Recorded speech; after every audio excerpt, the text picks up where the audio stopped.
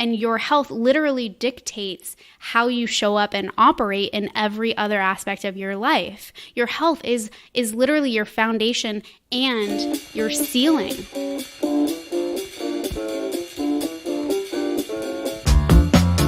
You're listening to the Wealthy Woman Podcast, and I am your host and wealthy mentor, Dr. Michelle.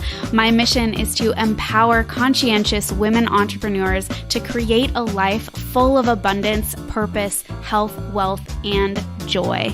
In this podcast, you'll learn how to elevate your health, lifestyle, and surroundings so you can tap into your power, show up more confidently, and focus on what really matters, sharing your gifts, better serving your clients, and showing up even more for the people you love.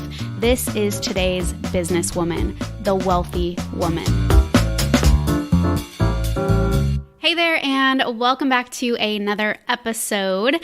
Today, I'm talking about a frequently overlooked cause of adrenal stress. I know we've been having a little pattern lately for these episodes, all talking about the adrenals, but most of the time we talk about external stressors, things like work or events or crises or deadlines or finances or drama, and the wear and tear that results on our body, right? But we also have to consider the internal stressors, the things that cause underlying inflammation and use up our precious nutrient resources, not to mention clog up really important biochemical pathways. So today I want to talk about blood sugar balance. And this is a tricky one because what I tend to see is that most people don't start paying attention to this until their doctor is ready to put them on something like metformin. So blood sugar dysregulations start happening way before your hemoglobin A1C starts to elevate. So start creating good habits before things take a turn. The thing about really investing in your health is that the best time to do it is when you don't think you need it, right? At the very, very, very least, I always recommend working with someone who understands the value of preventive care, because waiting for something to go wrong in your body or with your health is like only working on your marriage after a divorce, right? Only working on your business after bankruptcy, only studying for the test after you fail it, or only watering your grass after it's burnt, or only saving for retirement after retirement. You get it, right? So if you're like me, you know that the value of your health is the most important asset you have. And your health literally dictates how you show up and operate in every other aspect of your life. Your health is literally your foundation and your ceiling, right? Because if your health is only a 7 out of 10, you can't be a 9 out of 10 business owner, mom, partner, friend, right? At least not for long. So one of the easiest ways to start addressing adrenal health and overall hormone balance is to make sure that your blood sugar is stable. This means eating regularly at similar times of day, eating healthy fats, protein, fiber, and vegetables at each meal, acknowledging your food sensitivities and avoiding them, not skipping meals unless you're intermittent fasting, and making sure that your biorhythm is in check. If you missed last week's episode, definitely go check that out where I talk all about biorhythms, okay? So now I know there's a lot of misinformation online about whether or not we should eat 3 meals a day, whether or not we should snack, or, whether or not, grazing all day is what we should be doing. So let's talk about this first. Ideally, we should be eating 3 main meals per day unless we're intermittent fasting, in which case you're eating, 2 to 3 larger meals within an 8-hour period of time. The reason these demarcated meal times are important is because our digestive tract needs to go through somewhat of a dishwashing or housekeeping cycle about 90 minutes after eating. It's like a wave that goes from top to bottom, emptying out our small intestine, and that helps with digestion, absorption, and also rebalancing our healthy gut bugs. Okay, so if we're snacking in between meals or we're grazing all day long, we're not giving our digestive tract that break or allowing it to do that housekeeping job, right? Which can lead to all sorts of issues, including blood sugar imbalances due to the internal stressors resulting from inflammation, toxicity, potentially leaky gut, right? On top of that, when you're snacking and grazing, you're likely not tapping into your hunger signals because you're not even trying to listen, right? You're just kind of grabbing things throughout the day. And so I actually invite you to ask yourself, how much of that snacking and grazing is actually rooted in the emotional realm instead of the nourishment realm, right? Okay, so next topic, balancing your meals. So making sure that you have healthy fats, proteins, fiber, and vegetables at every meal is essential for balanced blood sugar. It doesn't matter if you're making a smoothie or a 5-course meal. You need to have all 4 of these components. So having this balance each meal ensures that you're providing your body with slow-burning energy sources that will sustain you through till the next meal. Eating too many simple carbohydrates or foods that are high on the glycemic index or high sugar foods, right, provide our body with fuel, of course, but it's the fast burning fuel. So we use it up quickly and then our body wants more. So this fast burn puts a lot of stress on our body because it jacks up our insulin response, which tucks all that sugar away into our cells, which then leads to blood sugar crashes, which then stimulates our adrenals to release cortisol to tell our liver to produce more blood sugar from stored glycogen. So it's obviously kind of a complex circuit, but you can imagine that if this is happening regularly, on top of all those external stressors I've mentioned before, you can see how this can take a toll on your adrenal glands, right?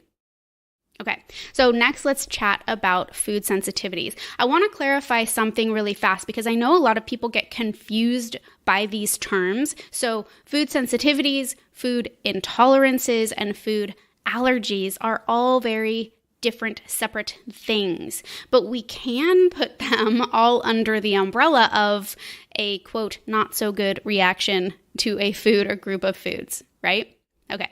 So food allergies are associated with certain immune antibodies called IgE antibodies, and those can lead to immediate inflammatory responses, some of which can actually lead to anaphylaxis reactions or anaphylactic reactions, like people who eat peanuts and their airways swell up. Not good.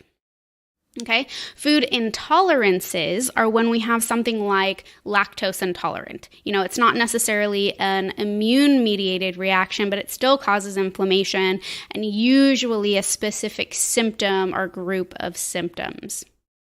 All right, now I'm assuming you can see how food allergies and food intolerances can cause inflammation, which is going to add stress to our adrenals, right? Those are usually pretty immediate reactions that you can easily pinpoint to a specific food, and unless you're careless or, well prepared or not well prepared, you probably avoid them, okay? So on the other hand, food sensitivities can be much harder to identify, and these food reactions are associated with a certain immune antibody called IgG antibodies. But the thing is, this reaction is a delayed type reaction, so it can actually take up to 3 days or so because, or 3 days or so to have that reaction. And I don't know about you, but I literally can't remember what I ate for lunch 3 days ago. Like, can you? Yeah. So this makes it really, really difficult to pinpoint which foods might be causing the issue. And it's this exact reason why I use food sensitivity testing in my practice. It gives us a much clearer picture to work with so we can actually optimize your gut healing protocol without causing additional inflammation and stress in the process. Okay.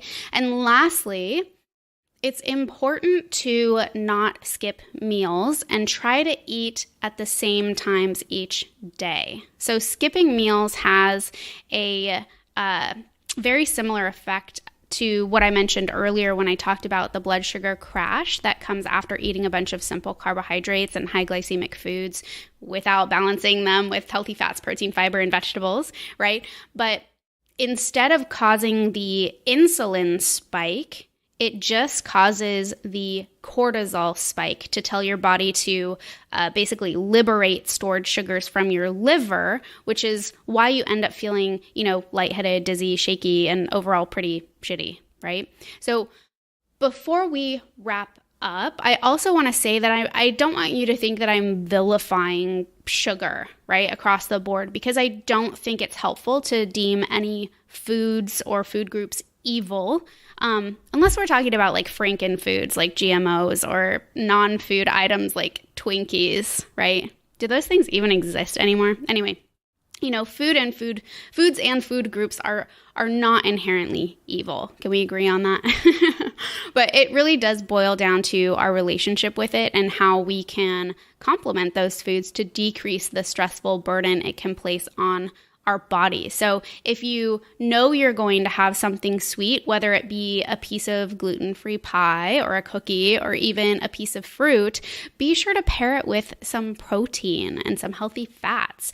And then, maybe the next day, do an intermittent fast to allow your insulin levels to regulate.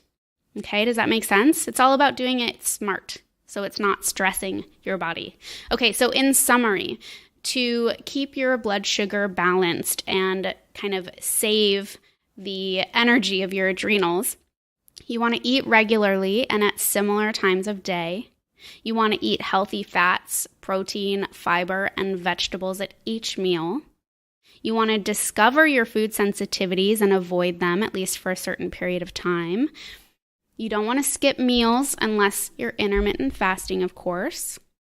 You want to eat protein and healthy fats with anything sweet, right? And make sure to check your biorhythms, like check in with those biorhythms and just see how your sleep-wake cycle is doing, because that can also help to regulate your blood sugar. So if you missed that, go back to last week's episode and check it out. So that's a wrap for today. If you found this episode helpful, please share it with someone you love.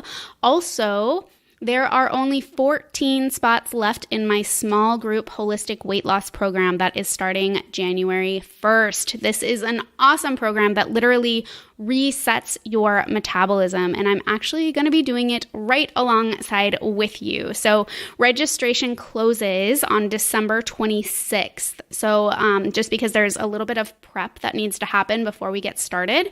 So if you've been thinking about it, now is the time to do it. 2019 is the year of transformation. So let's do that. So to learn more about your metabolic reset, head to wealthywoman.co/YMR for your metabolic reset.